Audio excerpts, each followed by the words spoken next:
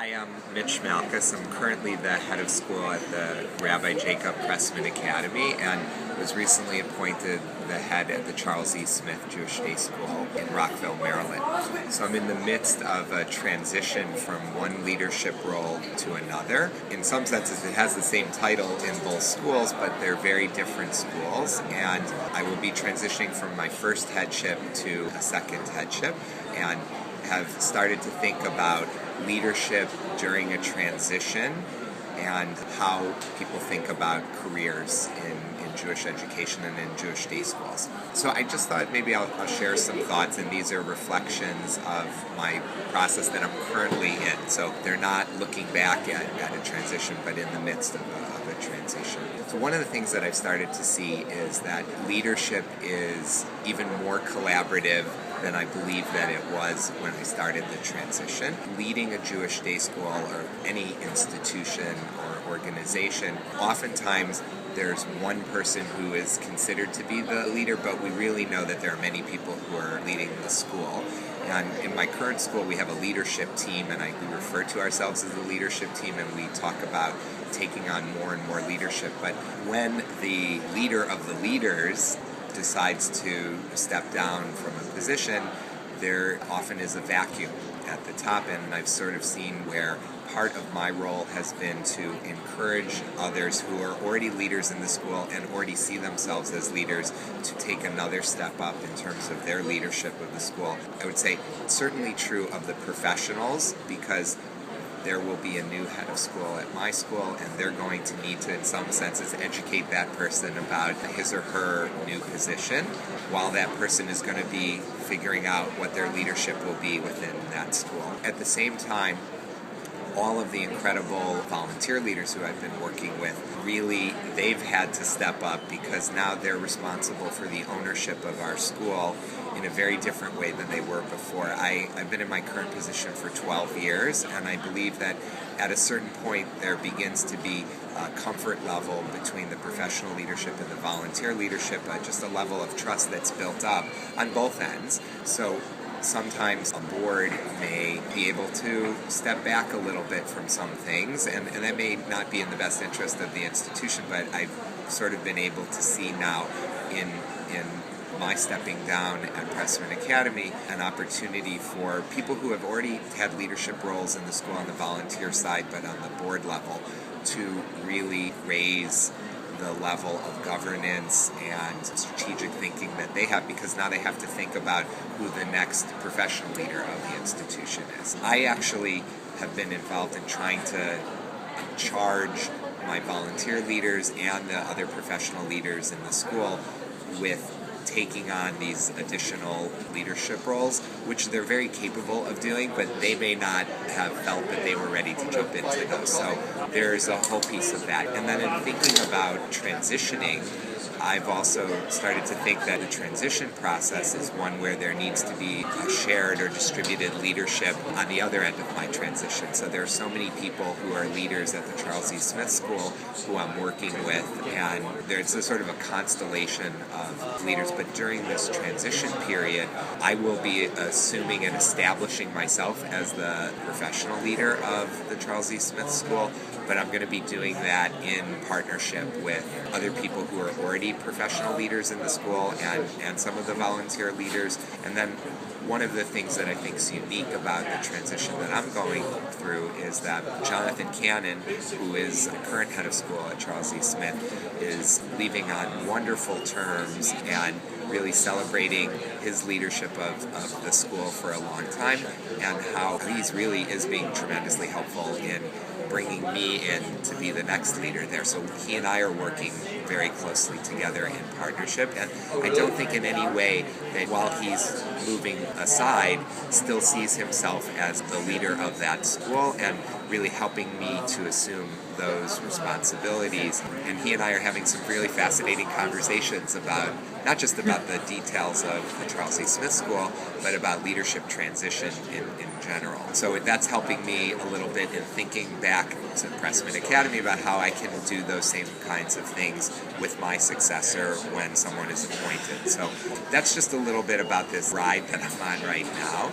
and really the nature of how collaborative or distributed the leadership needs to be in order for there to be a successful transition of leadership. So I think that it starts to force us to redefine or broaden our definition of leadership. Then I wanted to just speak a little bit about career paths in Jewish education. I have been at Pressman Academy for 12 years and have really enjoyed my work and have unfinished work to do there as well. There are many initiatives that I'm involved in and projects that I care deeply about, that I'm invested about in my school.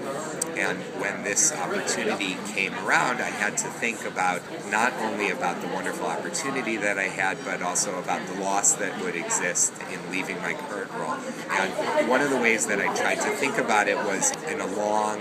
kind of career planning type of way, because I think many of our schools have strategic plans for our schools, but we often don't have personal strategic plans about how we see ourselves developing, and even if there are inklings of thoughts about what we might do at further stages in our career, it's not always as well formed as we would think. So one lesson I've learned is sort of starting to think about strategically planning one's career. I also believe, though, that there's a message here, which is I was completely invested in my school and not, while I had in the back of my mind opportunities that might be of interest to me, I think that I was solely focused mostly on my school first, and then moving in circles outside about different ways that I could be involved in leading the Jewish day school world and the Jewish world and other things. And so I think one of the messages I wanted to share is that really the notion of being present and focusing on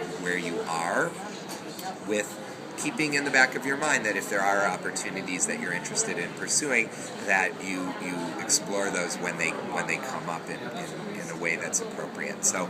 there's part of this, like, thinking about a career that I've been involved with. The other piece about sort of thinking about a career is there are many places that we can serve in the Jewish world, and how you bring the learning or the Torah that you've learned in one place to bear in another location. And one of the viewpoints that you have when you're in transition is you get to see culture in two places. You have to see the culture in your current institution, and hopefully we're able to, even though we're part of our institutions, to be able to step back,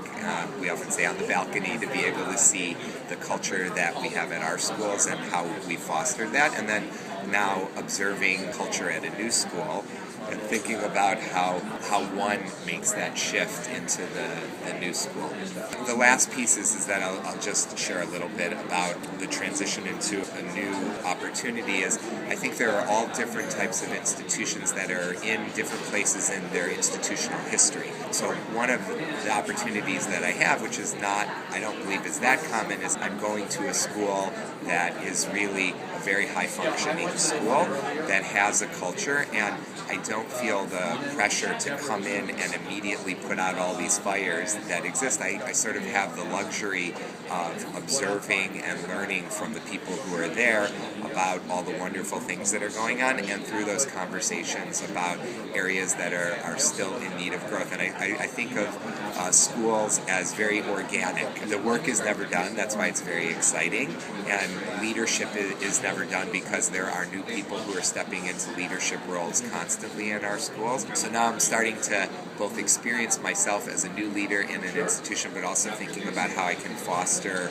the continued leadership and new leadership of others in that school. So it's a very exciting time. It comes also with some anxiety too, and I know that when we make transitions in a field, particularly when we've had a success in one place and feel comfort, there is sort of uneasiness or anxiety of moving into another school, and I actually think that it's okay to admit that, because that's part of the growth and the challenge. But for me personally, that was part of the excitement, was the ability to grow myself as a leader and to take on new challenges, and that comes with sort of a disequilibrium, and I think that's okay, because oftentimes a lot of learning, and I really believe this in our classrooms, in our organizations, and in larger frameworks, that disequilibrium opens up a lot of opportunities for an institution or a person to grow and learn. And so I'm sort of in that right now, where there's a disequilibrium internally and also at my two schools, of where there's a great opportunity to grow, and also to acknowledge that that comes with loss and sadness as well, that it's okay to do that and to celebrate the wonderful things that happen and to share sort of the sadness about that, but the excitement of the growth that can come.